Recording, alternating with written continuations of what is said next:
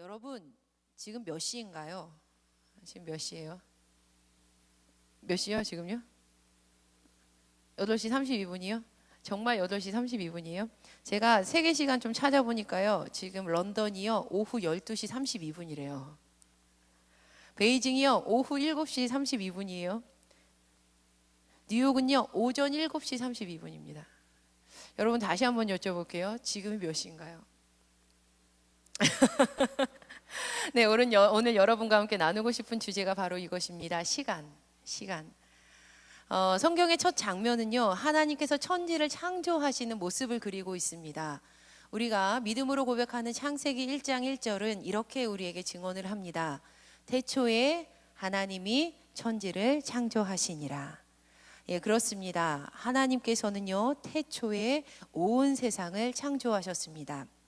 혹자는요, 이 세상이 우연히 일어난 어떠한 폭발에 의해서 생겨난 것이지 또 진화 속에서 만들어진 것이지 하나님께서 세상을 창조하지 않았다라고 이야기를 합니다. 그런데요, 사실 이 시간을 살아가는 2019년을 살아가는 세계 모든 곳에 있는 어느 한 사람이라도 우리 중에 그 어느 누구도 창조가 일어났던 현장을 두 눈으로 목격한 사람은 단 한 사람도 없습니다.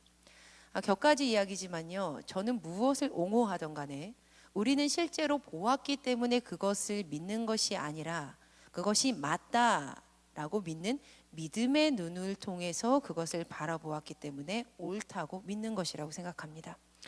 여러분, 보지 않고 믿는 믿음이 귀하다라고 하셨던 예수님의 말씀을 따라서 이 자리에 계신 여러분과 저는 보지 못했지만 믿음으로 하나님의 창조하심을 고백합니다. 할렐루야. 네, 아멘. 그런데요, 우리가 이렇게 하나님께서 천지를 창조하셨음을 믿습니다. 태초에 하나님이 천지를 창조하시니라 라는 것을 믿음으로 고백을 할 때 사실은 그 이면에는, 그 속에는 대단히 중요한 의미가 한 가지 숨어 있습니다. 창세기 1장을 보면요, 하나님께서 빛을 만드시고 창공과 그 아래에 있는 뭇들을 막 가르십니다. 그리고 뭇을 드러내세요. 또 온 세상을 아름다운 창조물로 가득 세우시죠. 하나님께서는 총 7날 동안 창조를 완성하셨습니다. 첫째 날 무엇을 창조하셨죠? 빛과 어둠. 교학교 학생이 얘기한 것 같은데요. 빛과 어둠, 낮과 밤을 이제 만드세요. 그러니까 둘째 날은 물 가운데 궁창을 가르셔서 하늘을 만드세요. 그러니까 셋째 날은 그러니까 땅, 그리고 모인 물, 바다를 지으시는데 그 중에서 특별히 땅에만 풀과 씨 맺는 채소와 씨 가진 열매를 맺는 모든 나무를 세우십니다. 넷째 날에는요, 하늘의 궁창에, 그러니까 하늘 궁창에 큰 광명체를 낮을 주관하게 하시고 작은 광명체를 밤을 주관하게 하시고 또 별들도 지으세요. 다섯째 날은 이제 물속에 움직이는 모든 생물을 번성하게 하시고 하늘의 다양한 새들을 하나님께서 창조하십니다. 여섯째 날에는 땅의 다양한 종류의 생물, 그러니까 가축, 기는 것 다양한 이 짐승들을 세우시고 하나님의 형상대로 사람을 창조하시되 남자와 여자로 창조하십니다. 일곱째 날에는 안식하시죠. 하나님께서는 쉼도 창조하셨어요. 그런데 이 중에 특별히 넷째 날의 창조하심을 좀 주목해서 보려고 합니다. 창세기 1장 14절에서 19절 말씀을 보시면 이 말씀에는 하나님께서 넷째 날 이루신 창조의 이야기들을 전하고 있습니다. 좀 집중해서 창세기 1장 14절에서 19절 말씀 함께 읽어보시겠습니다. 시작.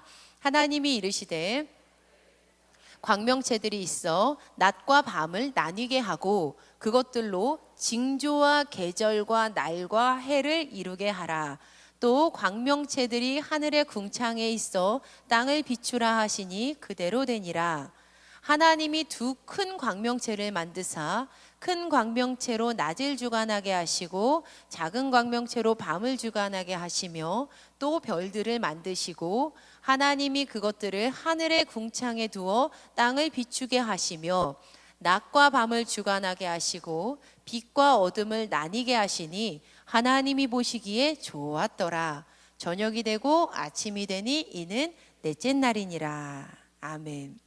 여러분, 넷째 날 하늘에는 빛나는 것들이 창조되었습니다. 특별히 두 개의 큰 빛이 창조가 되었는데 둘 중에 하나는 큰 광명체로 낮을 주관을 합니다. 그리고 그보다 작은 광명체는 밤을 주관을 하게 되었고 또 별들도 창조되었습니다. 우리가 이 말씀을 읽을 때요, 그저 이렇게 생각합니다. 우리의 눈에 볼 수 있는 해와 달과 별들이 만들어졌구나, 그것이 창조되었구나 라고만 생각을 합니다. 하지만 여러분, 이날은 더 중요한 것이 창조되었습니다. 바로 우리의 눈에 보이지 않고 말씀 속에서도 드러나지 않는 시간입니다. 창세기 1장 14절을 잘 읽어보시면 먼저 낮과 밤이 나뉘었다는 것, 그리고 다음으로 계절과 날과 한 해, 1년이 생겼다라는 것을 우리가 알 수 있습니다. 1장 14절만 떼어놓고 보시면요, 하나님이 이르시되 하늘의 궁창에 광명체들이 있어 낮과 밤을 나누게 하고 그것들로 징조와 계절과 날과 해를 이루게 하라라고 하나님 말씀하십니다.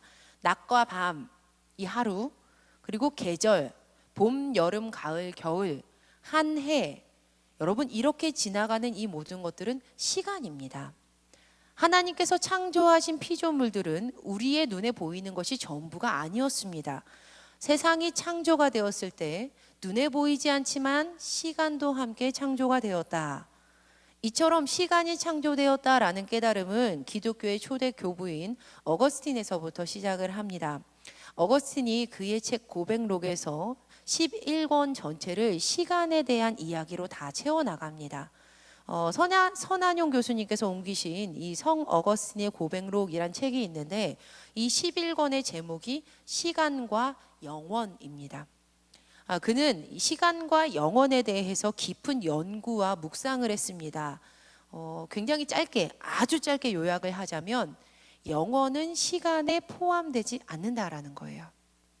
잘 들어보세요. 영원이 시간에 포함되지 않는다라는 거예요.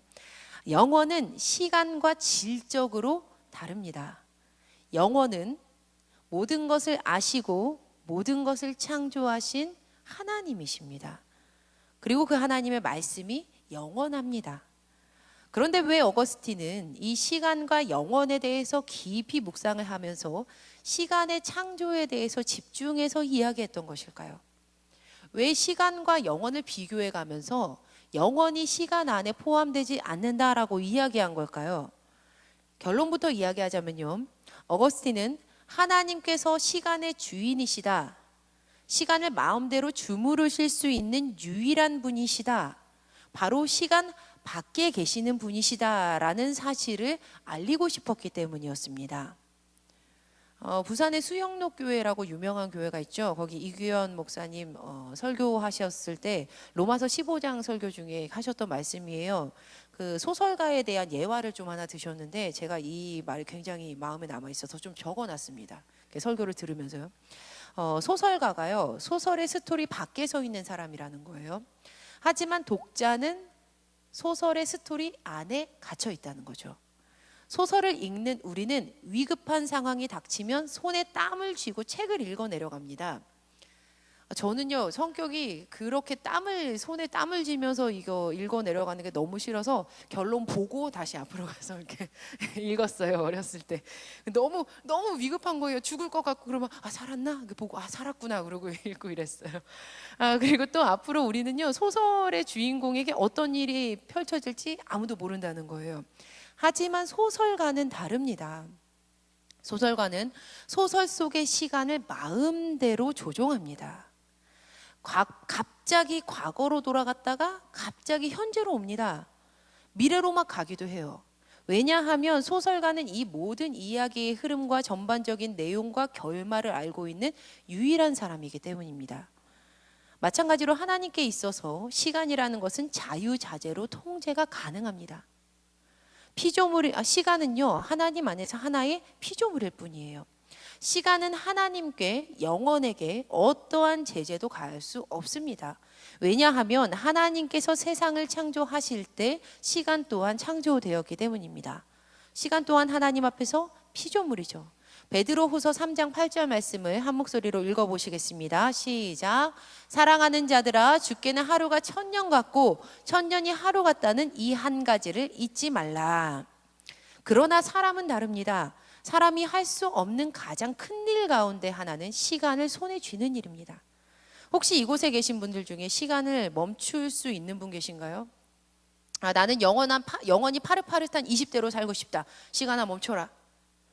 나는 젊지도 늙지도 않은 그 노후한 나이대에서 멈추고 싶어. 멈춰라. 가장 행복했던 그날만 계속 지속되도록 시간을 내가 멈추고 싶다. 돌리고 싶다. 여러분, 그래서 멈춰지던가요? 그래서 돌려지던가요? 그래서 스톱이 됩니까? 아니요.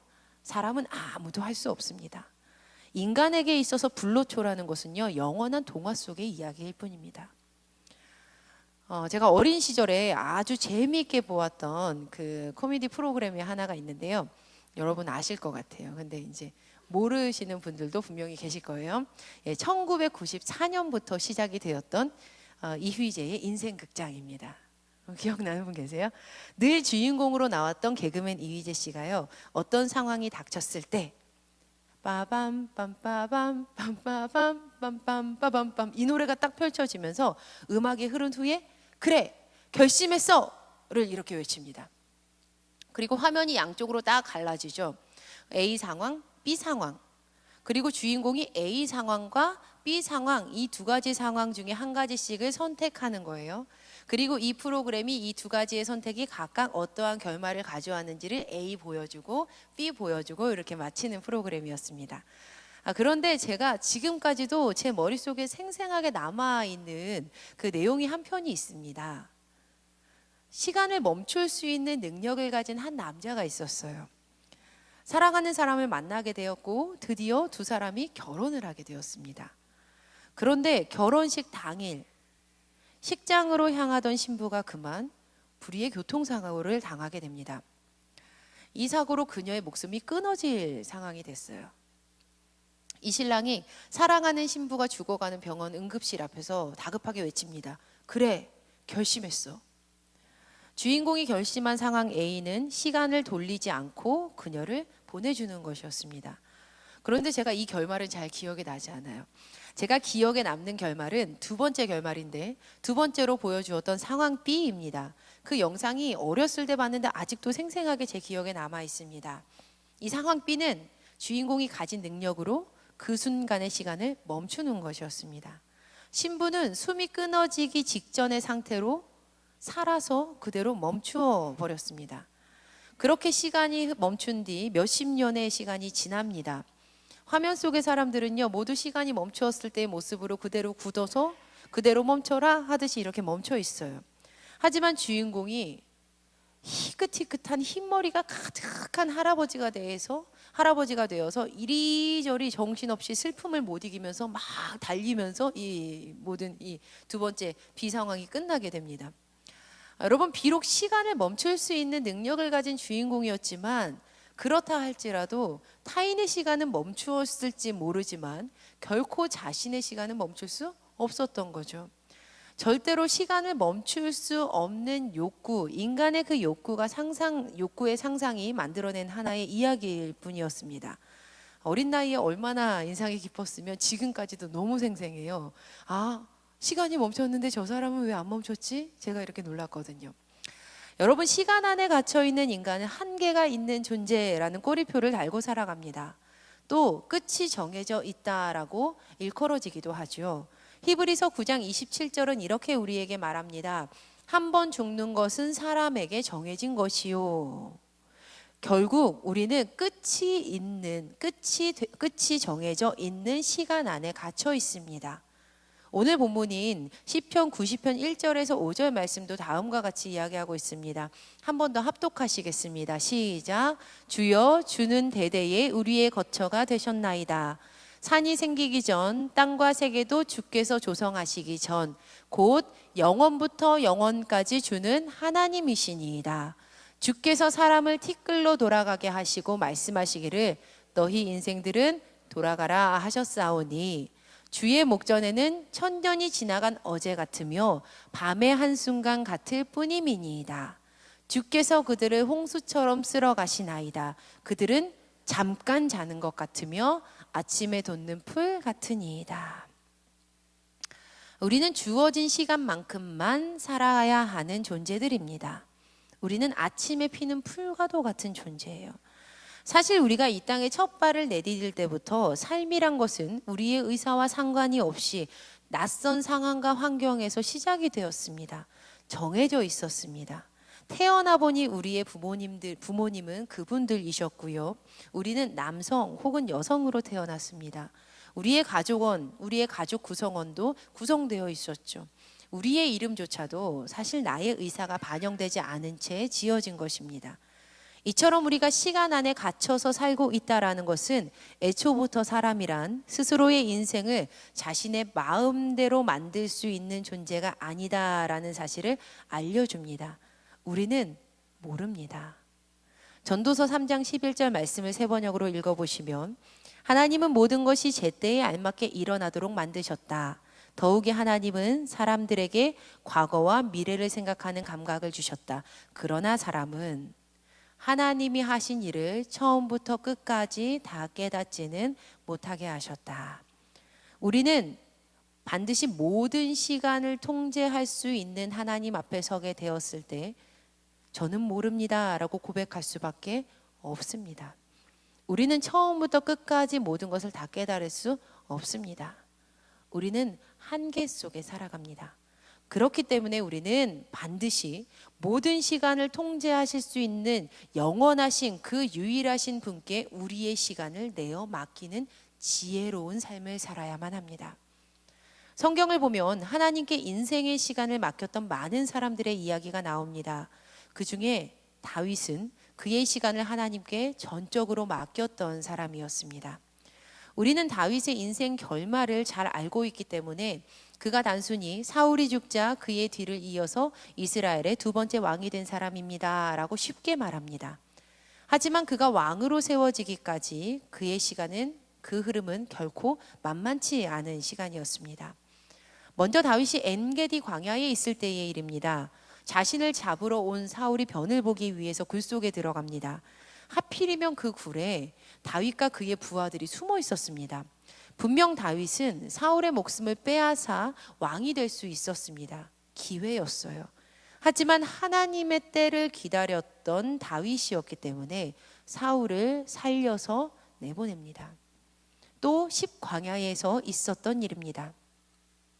다윗은 사울의 장막에 몰래 들어갔지만 그를 죽이지 않고 머리맡에 있었던 창과 물병만 가지고 나옵니다. 분명 이때도 다윗은 왕이 되도록 자기 자신의 시간을 스스로 조정할 수도, 사울의 생명을 빼앗을 수도 있었습니다. 하지만 그는 이미 자신의 시간을 하나님께 내어 맡겼던 사람입니다. 하나님께 한 번 드린 건 내가 다시 되돌려서 가지고 올 수 없다라고 고백했던 사람이었습니다. 그래서 하나님께서 계획하신 그 하나님의 때를 신뢰한다는 담대한 믿음의 고백을 합니다. 결국 하나님의 때에 사울은 죽음을 맞이하게 되었습니다. 자, 여러분, 사울이 죽었어요. 그렇다면 이제 다윗이 왕이 될 때 아닙니까? 그렇죠. 다윗이 그냥 왕만 되면 됩니다. 사울은 죽었거든요. 하지만 이 시간도 하나님의 때는 아니었습니다. 우리는 사울이 죽자마자 다윗이 바로 왕이 되었다고 생각합니다. 하지만 그렇지 않습니다. 다윗은 사울이 죽은 후 곧바로 왕이 되지 못했습니다. 먼저 다윗은 남쪽 그 유다에서의 왕으로만 세워집니다. 그리고 사울의 아들이었던 이스보셋이 이스라엘에서 왕으로 세워지지요. 그런데 40세에 세워진 이스보셋이 이스라엘의 왕이 되어서 고작 2해만 섬기고 그의 왕의 생명을 끝을 냅니다. 그리고 끝내 그 이후에 다윗이 이스라엘의 유일한 왕이 됩니다. 그렇게 하나님께서 그때의 다윗을 왕으로 세우십니다. 그렇게 왕이 된 다윗은 무려 40년 동안 나라를 다스리는, 전체로 보았을 때 40년 동안 나라를 다스리는 은혜를 얻게 되죠. 하나님께서는 다윗의 시간을 하나님의 때에 맞추어서 움직이셨습니다. 그리고 다윗은 자신의 인생의 때를 하나님께 전적으로 맡기고 그 모든 면에 있어서 순종했습니다. 여러분, 만약 다윗이 자신의 인생의 시계를 자신의 욕심대로, 마음대로 내가 하고 싶은 대로 그대로 막 움직였다면 그의 이야기는 어떠했을까요? 아마 그의 인생을 통해서 우리가 듣게 되는 하나님의 놀라운 일하심의 간증거리가 적어지지 않았을까 생각합니다. 저는 말씀과 기도로 하나님 앞에 설 때마다 부족하지만 깨닫는 바가 있습니다. 바로 하나님의 때에 나의 시간을 맞추도록 하나님, 나의 시간에 하나님의 때를 맞춰주세요 라고 이렇게 투정할 것이 아니라 제가 하나님의 때에 저의 인생을 맞추도록 순종해야 한다라는 겁니다. 하나님의 때가 우선이라는 거예요. 나는 지금 됐으면 좋겠고 나는 지금은 아니었으면 좋겠는데 하나님의 시간에서 보면 나의 때를 하나님께 내어 맡기는 순종을 해야 되는 것이 맞다라는 것이죠. 특별히 한국 사람들은 빨리빨리 이거 참 좋아합니다. 한국에서는 어느 식당에서든지 음식이 빠르게 조리되고 배달도 참 빠릅니다. 30분 안에 음식이 안 나오면 죄송하다고 서비스를 줘요. 한국 사람들 식사 속도도 굉장히 빠르죠. 한국 부모님께서 자녀를 가르치실 때 가장 많이 하는 말 중에 5손가락 안에 빨리라는 단어가 들어간다는 거예요. 빨리 밥 먹어, 빨리 옷 입어, 빨리 학교 가야지, 빨리 일어나. 그런데 어찌된 이 빨리빨리가 그리스도인들의 삶에도 적용되는 것을 쉽게 목격합니다. 왜 내가 원하는 때에 신속하게 기도의 응답이 없는 걸까? 빨리 이 기도가 이루어져야 하는데, 빨리 되어야 되는데 실망하고 낙심하고 하나님 없다고 생각합니다. 하나님 없어. 하나님께서 나를 사랑하지 않으셔. 하나님께서 아무리 기도를 해도 들어주시지 않으셔. 하나님 정말 계신 거야? 하지만 여러분, 이런 모습은 여전히 자신의 시간을 하나님께 드리지 못했다라는 증거일 뿐입니다. 우리는 절대 인간적인 때에 그 시간에 인생의 초점을 맞추지 말아야 합니다. 만약에 우리가 우리의 시간에 인생의 초점을 맞추어서 살아가게 되면 우리는 분명 초조해지고 하나님이 아닌 다른 것에 집착하게 됩니다. 우리는 발을 헛디디게 될 거예요. 안 됩니다. 아니죠. 신앙의 사람은 시간을 자유로이 통제하고 시간의 주인 되시는 하나님께 그의 인생의 초점을 맞추어야 합니다. 다르게 말하면 하나님의 때에 맞추어서 하나님의 일로 역사하시는 그 하나님을 신뢰해야 한다라는 것입니다. 할렐루야, 아멘. 신앙생활 속에서 이렇게 살아가는 이들은, 하나님께 나의 시간의 때를 다 내어 맡기고 살아가는 이들은 하나님께 자신의 시간, 인생을 내어 맡겼을 때 역사하시는 그 놀라우신 하나님을 만나게 되는 인생의 간증거리들이 열매 맺히게 될 것입니다. 헬라어로 시간을 나타내는 단어는 2가지가 있습니다. 굉장히 많이 들어보셨을 것 같은데요. 하나는 크로노스이고 하나는 카이로스예요. 먼저 크로노스는 우리가 지금 살아가는 일반적인 시간을 말합니다. 하루, 이틀, 사흘, 나흘, 1시간, 2시간, 3시간, 4시간, 1살, 2살, 3살, 4살, 1년, 2년, 3년, 4년. 이 시간은요, 역사가 되어서 흘러가고 있는 이 땅의 시간을 말합니다. 그리고 저는 이 시간을 특별히 인간의 시간이라고 부르고 싶습니다. 그런데 제가 설교 처음에 여러분께 질문했잖아요. 지금 몇 시냐고요. 인간의 시간은요, 대중이 없어요. 인간의 시간은요, 굉장히 복잡해요. 무엇이 정답이라고 말할 수가 없어요. 하지만 반대로 카이로스는 하나님의 시간입니다. 카이로스란 단어는 적당한 때, 평안한 시기라는 의미가 담겨 있습니다. 적당한 때, 평안한 시기, 이것이 카이로스예요. 이 단어는 특별히 그리스도인들에게 하나님께서 일을 이루시는 그 특별한 시간을 말합니다. 하나님께서 특별하게 일을 이루시는 그 시간, 세상 무엇보다도 가장 힘 있는 카이로스는 예수 그리스도의 십자가 사건과 부활 사건이었습니다. 이 카이로스의 시간이 있었기 때문에 죽을 수밖에 없는 그 유한한 시간 속에 갇힌 이들이 예수 그리스도의 십자가 부활 사건을 통해서 시간 밖에 계시는 하나님의 자녀가 되어서 그 영원을 누릴 수 있게 된 것입니다. 사랑하는 여러분, 크로노스는 누구나 경험할 수 있는 시간이에요. 크로노스는 누구나 다 경험합니다. 하지만 카이로스는 아무나 경험할 수 없습니다. 애석하게도요, 교회 다 다닌다고 카이로스 모두가 경험하는 거 아니에요. 하나님께 나의 인생의 시간을 다 양도해드리고 하나님께서 이루시는 것을 보겠다고 끝까지 결심하면서 끝까지 그 하나님을 따라가는 그 사람들, 그렇게 나의 시간을 하나님께 양도한 이들만 경험할 수 있는 특별한 때, 그것이 바로 하나님의 그 시간입니다. 그렇다면 여러분은 어떤 시간을 살고 싶으십니까? 그리고 지금 여러분은 어떠한 시간을 살고 계십니까? 우리가 우리의 시간을 하나님께 내어드렸을 때 하나님께서는 나의 시간을 재료 삼아서 아주 멋진 작품을 만드실 것입니다. 그 하나님의 시간은요, 끊어질 것 같지만 끊어지지 않아요. 죽을 것 같지만 죽지 않아요. 혹 지금 내 인생의 때가 내 마음대로 되지 않아서 많은 어려움을 겪고 계신 분들이 이 자리에 계시다면 오늘 반드시 이렇게 기도하시기를 바랍니다. 하나님, 내 인생의 모든 때가 하나님의 손에 붙들리기를 원합니다. 그리하여 하나님의 때, 그 카이로스를 늘 경험하는 인생 되게 하여 주시옵소서. 나를 향한 하나님의 때를 기도하며 기다립니다. 여러분, 말씀을 정리하겠습니다. 하나님께서는요, 이 땅을 창조하신 유일한 창조주이십니다. 그리고 하나님께서 창조하실 때 시간 또한 창조되었습니다. 우리가 이 사실을 고백한다면 시간 안에 갇혀 사는 유한한 우리가 시간의 주인 되시는 하나님께 나의 끝이 있는 유한한 인생 시계를 돌려드려야만 합니다. 바로 그때, 그리하였을 때 하나님의 때를 경험하며 살아가는 복된 인생들이 될 것입니다.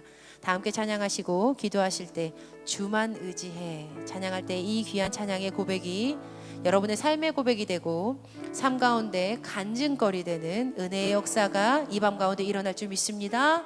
함께 찬양하시겠습니다.